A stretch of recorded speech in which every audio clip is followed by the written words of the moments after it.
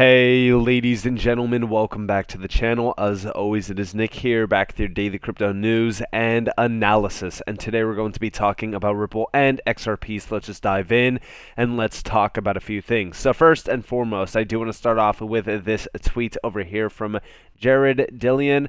And I think that this really kind of plays into the narrative that is being pushed around this market. And it does say everyone is caught short and the squeeze will be one of the biggest in decades. Now, recently, I made a video, and this goes back a few days ago, where I was talking to you guys about the possibility of a wave 5 forming within crypto. And if that is the case, the correction that we are essentially in right now will most likely end around roughly November.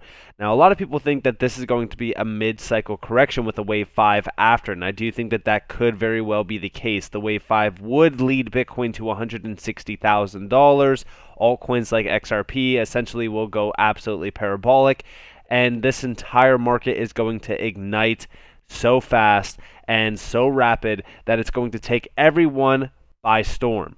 90% of this market, and I would argue that it's an actual higher percentage, is extremely short in this market. They do believe that the next stage for Bitcoin will be about 10K to 14K with possibilities of $8,000 on Bitcoin.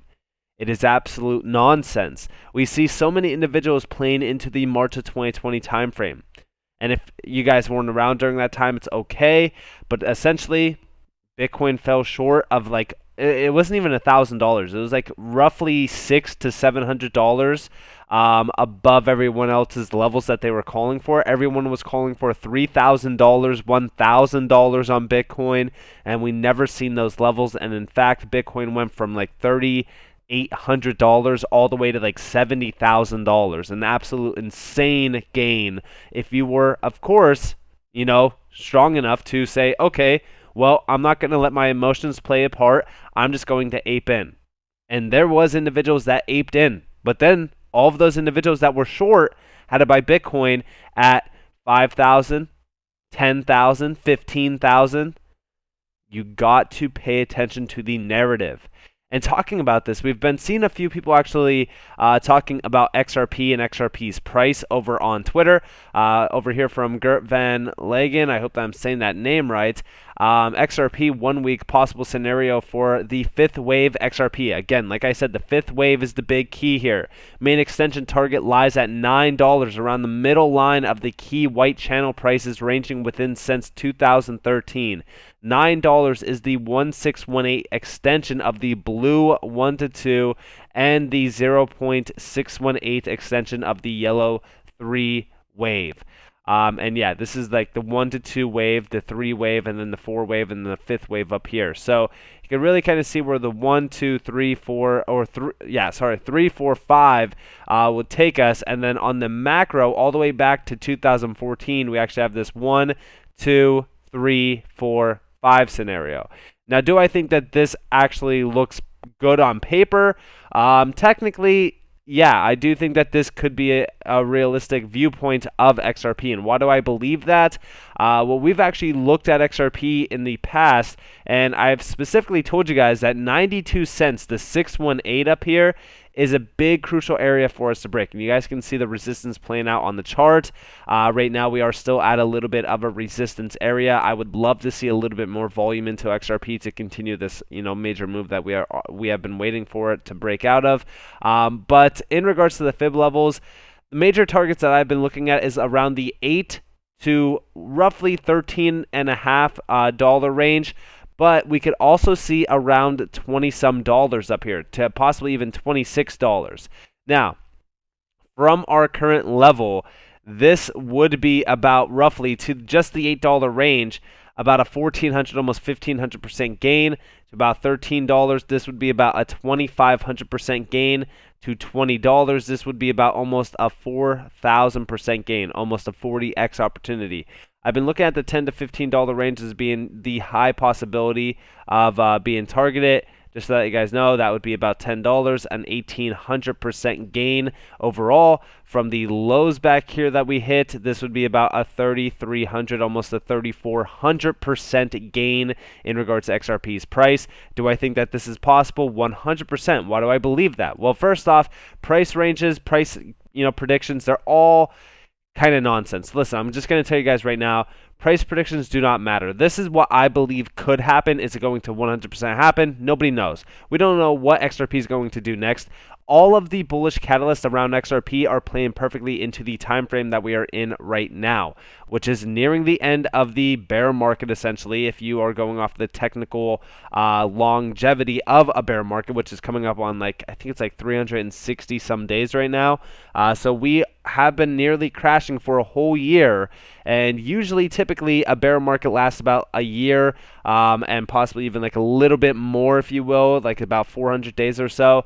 We've actually looked at this even in the past. Most altcoins do take a little bit of time to fully bottom out, but again, it's all different in regards to the full-on bear market plan. For an example, if you wanted to go off of the topping point of XRP, technically the bottom on XRP was not the March of 2020 low, which this would have been 798 days. People have argued that it's not that long. I mean, technically, if you wanted to go off of something, you'd have to really kind of look at the total. I've actually just shared with you guys this in a live stream from the other day. Here's the total, 343 days. We are currently coming up on, we are at 329, 343 days would take us to about October 17th of this year. If you wanted to stretch this out a little bit longer into the November timeframe, we'll just go off the end of the November. This is about 378 days. You could argue that, I mean, this is still basically us being in a bear market back here anyways during this entire time frame, but you guys can kind of see the idea that I'm getting at. It's roughly around the 300 to 400 day time frame, and with everything playing into the catalyst event, a possible settlement being in discussions, all while we are seeing record largest network growth in a month for XRP. And if you guys didn't see this, this is from Sentiment over on Twitter. XRP network has jumped back over 52 cents on a mild decoupling from the rest of the crypto back today. Yesterday's network growth was the highest in 3 months, with over 2,773 XRP new addresses created. So we are seeing a ton of growth here. We are seeing a ton of new addresses. The price action does look pretty good. I mean, we were just looking at XRP on the Bitstamp chart. Again, this is not in real time. This video is not going to be uploaded in real time. I know that I know that sometimes I lag behind. It just takes a little bit of time to fully render out some videos. But as you guys do see, the on-balance volume looks incredible while we are still kind of coiling up here. We are utilizing, I should say, resistance as support, so this is great. We really want to see the weekly chart, though, break above the 200 weekly moving average, or the EMA, if you will, which is this blue line here, and we technically need to be above the 50, which is right above it at about 55 cents. So a clean break above 62 cents, which would clear the 236, I believe this is. Or no, this is the 0.5, sorry, then that would be incredibly bullish for XRP to get above 62 cents, hold that, go back into the demand range of the summer of 2021 time frame, and onward and upward to about 92 plus cents, which is going to be very incredible. But nonetheless, let's actually look at another chart here, which is Bitcoin dominance. Blockchain Backer actually posted this on his Twitter, and he said, waited a year and a half for this moment, send that Bitcoin dominance into the gutter. A lot of people will say that this does not mean much. Like we do see over here, Bitcoin dominance is pretty much useless now. You can look at it however you want. In my opinion, I do believe that Bitcoin dominance is not only key, but also very crucial for this entire market to pay attention to, because if you actually look at Bitcoin itself, at the end of the day, Bitcoin dominance will drop and altcoins will go absolutely parabolic, and it's usually like that every single time for an alt run. Again, a lot of people have their own viewpoints of how this is going to work out. If you don't think that Bitcoin dominance is going to play into that, and if you don't believe that altcoins are going to gain a massive amount of dominance, if you go check out Q&T dominance over this market, you can see this is starting to break out. XRP dominance, we have been watching XRP dominance as well. You could see them clearly breaking out, while Bitcoin dominance is kind of sitting a little bit stagnant, and it is hitting resistance. So if this starts to drop rapidly, while we do see, for an example, Bitcoin sort of sitting stagnant, then we will see altcoins starting to break out a little bit. Now, again, I don't want to get your hopes up. We're not going to, do a massive run up on XRP just yet, but it is still possible that XRP could outreach to some nice highs in the meantime. Going into the next major cycle, I could definitely see XRP hitting $8 to possibly even $15. And if we do see a full-on settlement, we see a massive amount of announcements, things like that, then we could easily have some FOMO, push it even higher. But I'm dead set on like 8 to 15, with, of course, like the $10 to $13 range being my personal levels that I want to see being hit.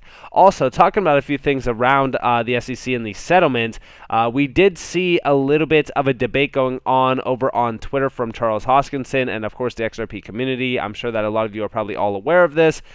Basically, what happened was there was this interview with Thinking Crypto, one over on Twitter. This was a video that got posted. Everyone was really kind of looking into it, thinking about it, talking about it, and listen closely. It's about 2 minutes and 17 seconds long, but I want to talk to you guys a little bit about it after the fact. Switch gears and talk a bit about the crypto market at large. Folks wanted me to ask you, what do you think about what's happening with the SEC and all they're doing with crypto regulations? A lot of people not happy with Gary Gensler, the recent Kim Kardashian PR stunt, as well as the SEC Ripple lawsuit and the judge's, takes on what's been happening there as it relates to Ethereum and, the amicus briefs and things like that. Yeah. Well, there's some people in the XRP community that are trying to invent this grand conspiracy that there was blatant corruption between the insiders at the SEC and Ethereum. And, I don't honestly think that that's the issue here. I think the issue is that both the CFTC and the SEC are ill-equipped from law and policy to properly regulate the cryptocurrency space. And so what they're doing is they're just trying to do it the way that they think they can with the framework they have. The SEC only has the ability to regulate if something is a security. If it's not, then it's not their wheelhouse. And so they're one of the very few US regulatory bodies that has a consumer arm because everyday people own stock. And so they have lots of people, they have lots of enforcement capabilities. And let's be honest here, Luna happened. Yeah. BitConnect happened. OneCoin happened. Okay, so thousands of cases every year of bad behavior have occurred in our industry, and the losses have gone from millions to billions to almost $1 trillion in under 13 years, faster than any industry before. And usually when you have an agency failure in the tens of billions of dollars, it does result in the creation of new law. A great example of that would be the collapse of Enron that led to Sarbanes-Oxley, or the 2008 financial crisis, which led to the Dodd-Frank Consumer Protection Act. Okay, so what's happened is the legislative branch hasn't done its job. They haven't showed up and they haven't passed new laws to give new powers, new bureaucracies, new standards to properly regulate the cryptocurrency space. And although I do agree with him on a few topics, I mean, listen, at the end of the day, I do think that this enforcement by, we've been seeing a regulation by enforcement, and it's just not a good look. We've been talking about this for a while on this channel as well, by the way. I do believe that this is a touchy topic. I think that a lot of people have their own thought process when it comes to this, but to call the conspiracy, theory card on everything that has been happening behind the scenes with the SEC is a little bit of a stretch to me. I agree with him that regulations around, crypto are completely chaotic right now, but we even do see like Johnny Deaton mentioning down here like the entire breakdown, and we have been looking at this. I mean, listen, at the end of the day, these are the facts, and there's facts spanning for so long. I mean, you guys can go and read this thread. I mean, Johnny Deaton does put in a ton of work around this, and you can really kind of see the clear corruption. There's no conspiracy theories here. There's no, oh yeah, I do believe that the SEC is kind of pulling the strings behind the scenes, and there's like a ton of corruption. And, I believe it 100%. It is a conspiracy. No, this is not a conspiracy theory. It is facts. Listen, at the end of the day, you can read into it fully. And the funny thing about this is that you even see the SEC themselves, right? Besides, of course, Gary Gensler, are complaining. Staffers are complaining about Gary Gensler in regards to the Kim Kardashian settlement.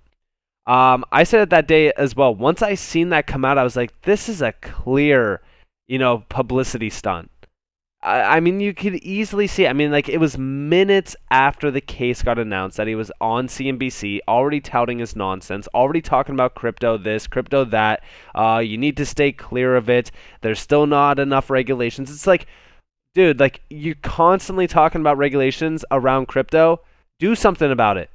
That's the biggest problem that we see around the SEC right now, is we see a ton of these discussions and announcements around regulations. Oh, this company violated the securities law. Or, oh, this company, we're going after this company next because they did this, they did that. It's like you constantly talk about regulations and you're going after these, companies and these, large assets, and there's no guidance at all. Go into the office, go and do your job, put the work in, come up with a regulatory framework that these companies can, follow, and that solves all of the problems. But at the end of the day, we're seeing a ton of, feet being dragged, and we're seeing a whole bunch of time and taxpayer money being thrown out the window on complete nonsense. This needs to stop. Regulation by enforcement does not work. And at the end of the day, I do believe that Ripple will come out of this victorious. I think that we will see a ton of updates around this entire case. And I think that a clear win, and I'm not even talking about a settlement, but a clear win is on the table for Ripple. So with that being said, I hope that you guys enjoyed this video. If you guys did, definitely leave a like, subscribe, turn notifications on because of more free content. You guys are more than welcome to follow me on Twitter and join the free Discord down in the description below. As always, up to you all. Have a beautiful day, a beautiful night, wherever you guys are in this beautiful world. This has been Nick. Peace out, guys.